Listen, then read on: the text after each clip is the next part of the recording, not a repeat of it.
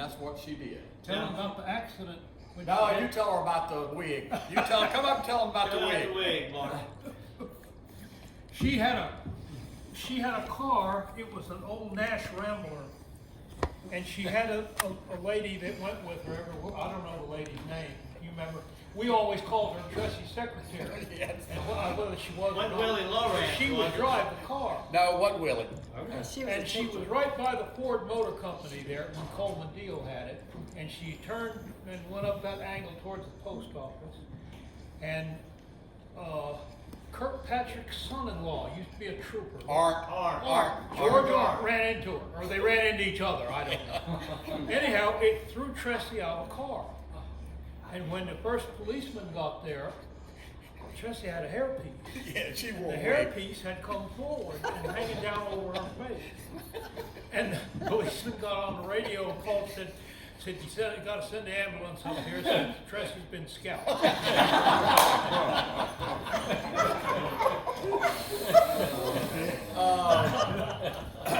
He was telling about Ray. Of course, I was a partner with Ray for a couple of years until his death. He died a young man. He was 62 years old. But of course, he was he was a very good lawyer. He was a very good businessman. He was a very good politician. And when I went to work with him, he was kind of at the end of his trial career. But Martin Kessler was the judge over, we call it the Rock Store building. It was the community building at that time or whatever. And this was my introduction into court. And I'd been there about 3 weeks, getting oriented. So we were having recorder's court, and Ray had about 6 cases in recorder's court. And he said, come on over to court with me. We're going over to recorder's court. Never met a single soul, never seen a single ticket. I go over and he introduces me to his clients. And then he hands me the file folders and he says, I think I'll go back to the office. Martin looked after me. He didn't let me get too embarrassed or so forth, but it was, they were all traffic type issues and so forth, but that was my introduction into the court system. Yeah. Did you know Sam Poole? Oh yeah, I was in Sam Poole's house growing up on a regular basis. Sam Poole's son was a classmate of mine, and Sam had a place on the lake. Is that Herb? Huh? Herb? No, Herb Poole? no. Herb is Herb's brother, and Sam Poole were Oh, okay. brothers, I think. And no, Herb's father, Herb and Kenny. Right. Yeah, Rayford. Okay. Yeah, that he lived across from Food Line, right there. That's where that family grew up. Yeah. But Sam Poole, I was in his house many times. He had the prettiest place. He had about 3 or 4 acres on the lake down here. The family still owns it. Right. But so I was in and out of his house many times. Sam was never a trial person, I don't think. Did trial work. He was No, a I don't judge remember. a good portion of the time and did real estate work a great deal of the time. But I don't recall him ever doing. Yeah. Bring it on closer to Jerry Campbell and Eddie Edwards. Well, I'm not going to tell stories about these people. Ed and I grew up together. Okay, Ed was my age, and we were in law school together. In fact, I think we're about third cousins. And I was in and out of his house growing up. Right. Played football with him, played basketball with him. He didn't play baseball. But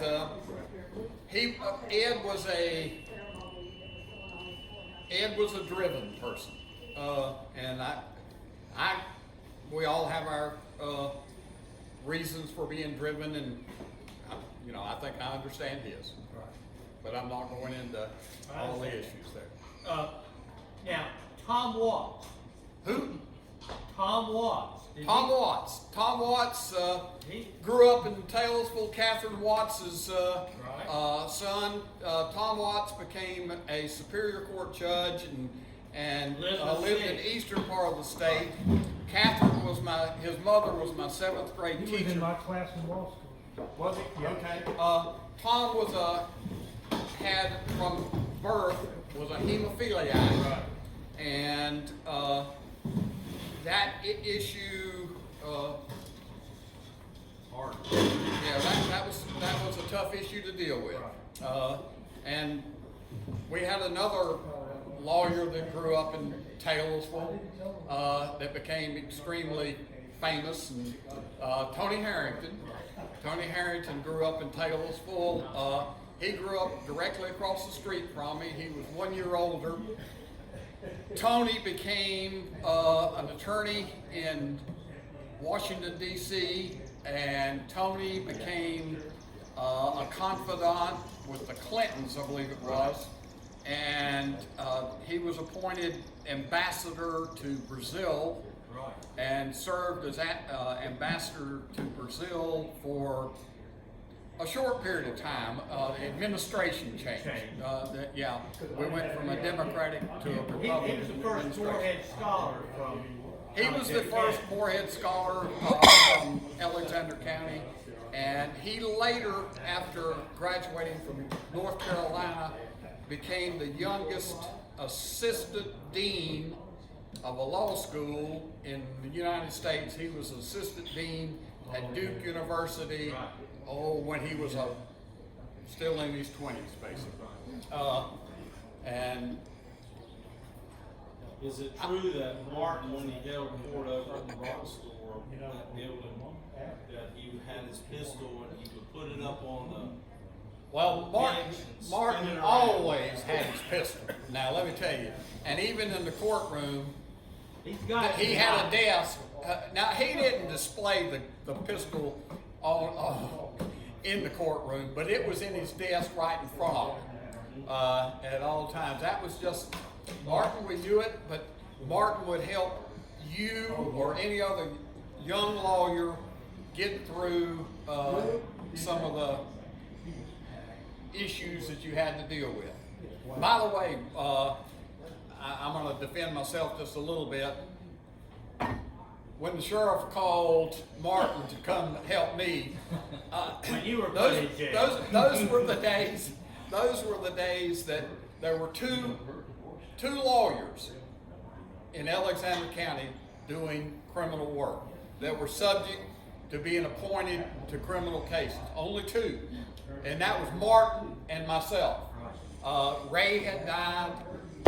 Jerry did no criminal type work. Ed was with the DA's office. Ed was not there at that time. I can't remember. But you went into Superior Court with 30 to 35 cases, and so if you get a case appointed a couple weeks before that, you're in trouble. And I was in trouble. And you're a little hard-headed at times. Stubborn.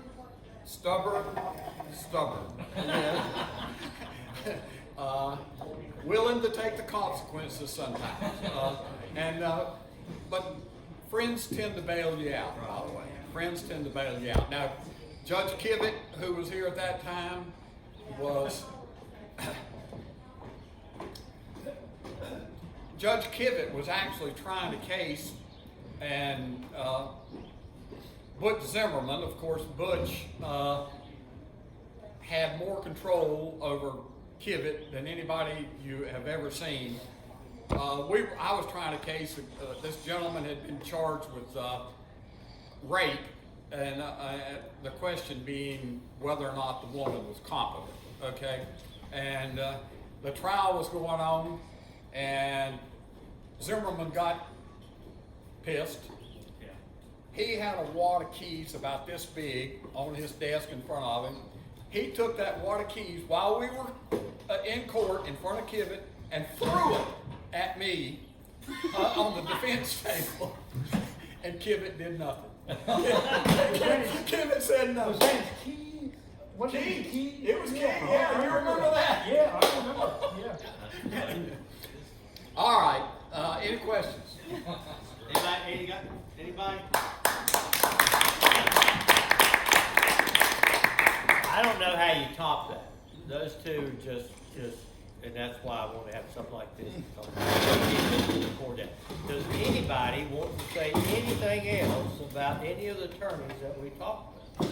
We probably need to have another dinner sometime to do justice to people like Ed Hendrick and Jerry Campbell and people like that we know some stories on and do that. But I think these two did an excellent job covering people that we knew very little about and the stories that we're never going to hear from anybody else, but they are recorded now. And so for posterity, that's really good. Do you want to say something, Tim? Yeah. Come on up. I invited Tim here. Of course, Gave Tim. you my first speaking ticket. Richard was my lawyer. Well, I tell you what, you were speeding then because Tim wouldn't give it to you. Here 30 years? 30, just a little over 30. 30 years. At one time, it's he and Don McDivitt for years, Yep. right? Yep. Not a more honest, laid-back person than this guy. When people would come in my office, they would tell, "Oh, this officer's a real asshole. He did this and that and did that," and I'd go, "That was Don McDivitt." And then they'd come in and say, "You know, the officer was so nice to me. I don't know what." I said, "Tim Charles." "Oh yeah." So anyway, Tim Charles, appreciate you coming. Well, when we met, Joe and I accidentally met for lunch one day, and Joe told me what was going on and said something about, did I know any funny lawyer stories? I said, "My God, I'm a treasure trove." What are you talking about? And he told me about this get together tonight. And I said, "Yeah, I'd be glad to come. Just tell a few brief ones." I said, "Are these good, positive stories?" I said, "I got one, Richard Waltney. I said, I used to check on, I mostly work night shift, but I'd check on in the mornings when I was on day shift. I'd check on early. I'd drive towards town, and if I saw the famous blue Cherokee sitting at Hardee's, I'd pull in. If I didn't, I'd circle the block a few times until I saw it, and then I would pull in. Because I knew that if I went in there and I started talking about investments and mutual funds and risk and rewards, that Richard would give me some advice.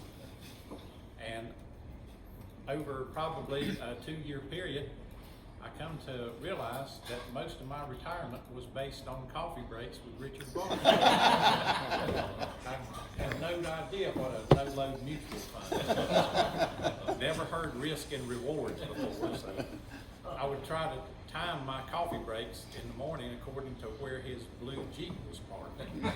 Well, you were good company.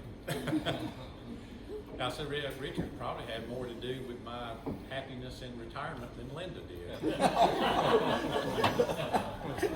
I said, now there were, I was telling Joel, I said, now there were other stories. Ed Hendrick, everybody on God's green earth has an Ed Hendrick story, and I apologize before I ever get started. You may remember when I first came up here as a young trooper. Yeah, it was about the time Linda and I got married. She had 2 little girls, AJ and Leslie, about 9 and 10. And Ed invites us down for dinner one Saturday night. And we're both flattered to get invited to Ed Hendrick's, for dinner. And Ed had just bought an old boat about that time that he had refurbished called the After 5. And we went down there for dinner, and Linda thought that Ed was the most gracious and polite person she had ever met. And And he was. Oh, he definitely was. I fully agree. It truly was. Ed also took us for a ride on his boat that afternoon with thunderstorms building. And they built to the point to where it actually sounded like the U.S. Air Force was right overhead. Kind of real. The lightning was such that if you grabbed it at one end and could stretch it out, it would go all the way to the coast. And Ed wants to give us a good close view of the Oxford Dam. So we go down there to the Oxford Dam, and Linda tells me later she was so terrified. She wanted to tell Ed, let's head on back. She's too scared to speak. And Ed was driving along there, just unconcerned as he could be, piloting the after five with all these young kids. You must have been about, what were you, 13, 14, about that. And Ed, gosh, that's one. I could go on and on there. Ed was a real character and one of my favorite people. There were certain names you saw on the court docket where you made you want to take a day off and just call in sick. Steve Brackett was one of them. Ed Hendrick was another. Even though I knew him and I knew I was in for a ride, worse than the boat ride in court. But there were several names. But the one story I didn't mention, I haven't mentioned, and I've heard Butch Zimmerman's name mentioned twice, so I figure that's okay. And I tell this on, I'm probably the only one who knew this experience, but I got chewed out by Butch one time.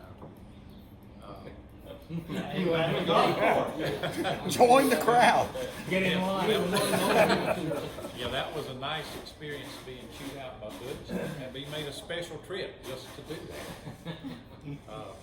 It all started right here. I was called to investigate a wreck on Highway 16 late one afternoon. This is about the month of August. And I go up there to investigate the wreck, and there's a car just run off the road on the right and through a fence and into a pasture. This is up about L.E. Herman's place. And I get up there, and the first time I see the guy, the ambulance guys are there ahead of me. He's lying flat on his back on a stretcher. And I talked to him there at the scene for just a minute. He's a perfect gentleman. And they carry him down to the hospital. I finished doing whatever it was I was doing up there. And go down to the hospital. Next time I see him, he's lying flat on his back in the emergency room. I talk to him in the emergency room and have that little, I wouldn't even call it a strong odor, moderate odor of alcohol about him. Very glassy eyes. Yeah, well now, let me tell you, that's important. I'm glad you brought that up.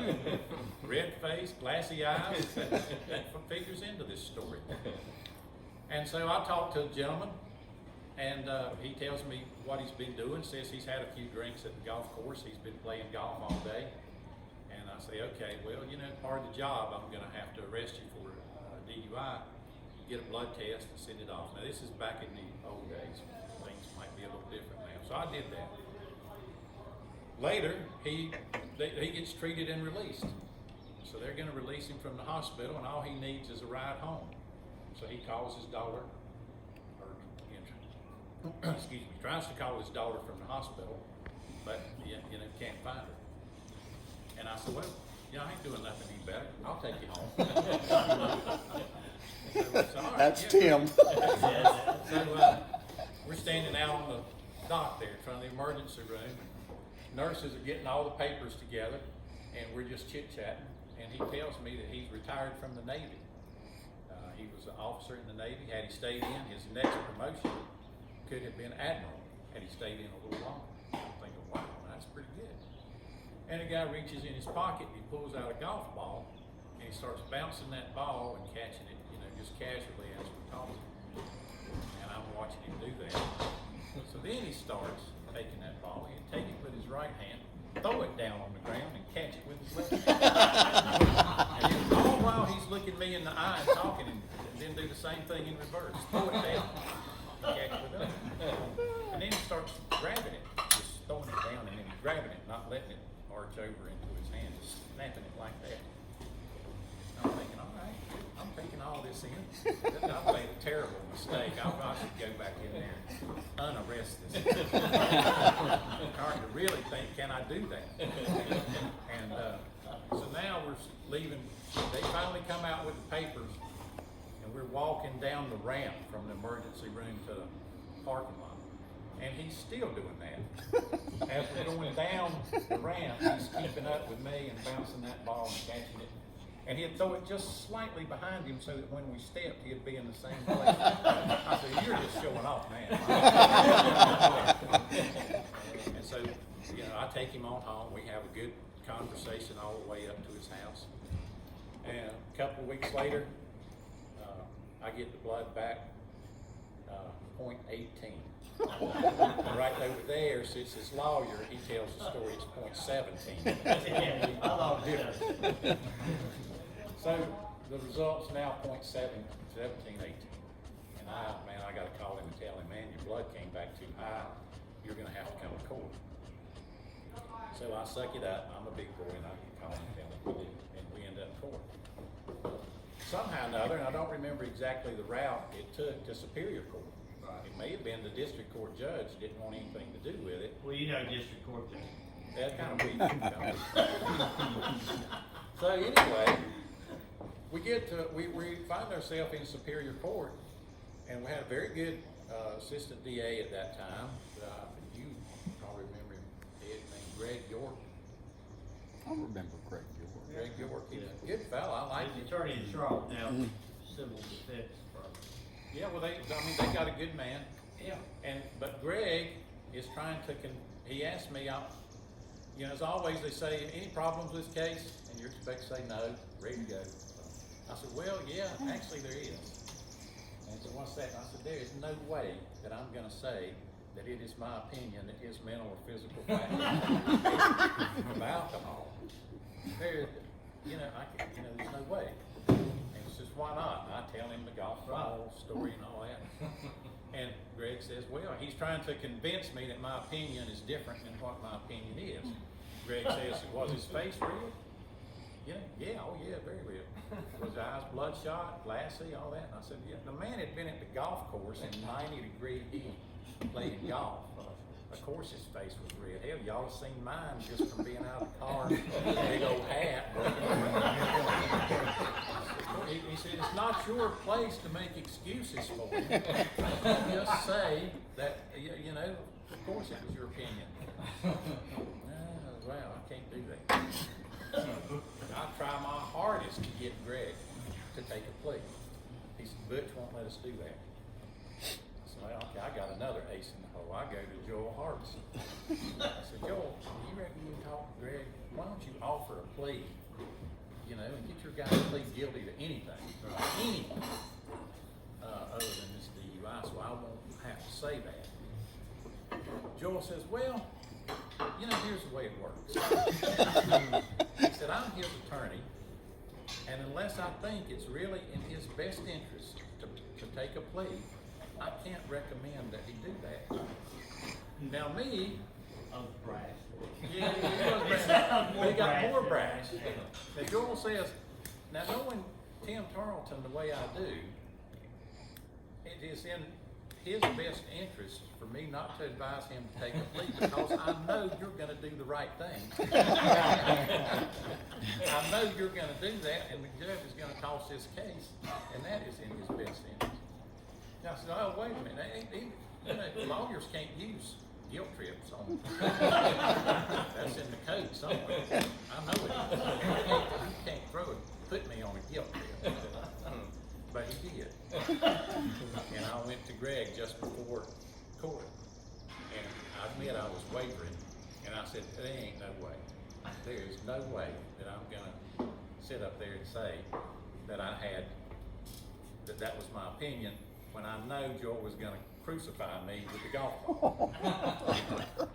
So, rather than put me through the agony of the trial, Greg summed it up for the judge, and as soon as he got to that part where the troopers says his opinion was that he was not impaired the gavel fell, the judge tossed it out, and I thought it was over with. No. For some reason, Greg felt like he just had to go tell Butch Zimmerman the story. Wherever Butch was at that day. It might have been Lexington, it might have been Iredell County. He made a special trip to Alexander County just to tell me what kind of a sorry trooper I was. And I stood there and I took every word of it. Then I left. Of course, I go back to Joel and tell Joel, well, I have just been reamed out pretty good by Butch Zimmerman. And Joel, hey man, that is great. That is an honor. You were something. You were something. I mean, before it was over with, I actually felt good. Keep giving you negative reinforcement, I'll give you positive. Yeah. That kind of made up for the guilt trip. That's right. After it was over with, and his telling me what a flowing honor that was to have been chewed out by Butch, I was very happy. But I'll tell you that You were always honest, Tim. Well, there was- In 30 years, you were always honest. I'm about to be honest again here, because I was really. Well, tell it on flattered. somebody else. After I retired from the patrol, I started a charity which was aimed at showing honor to the people that weren't as fortunate as I was.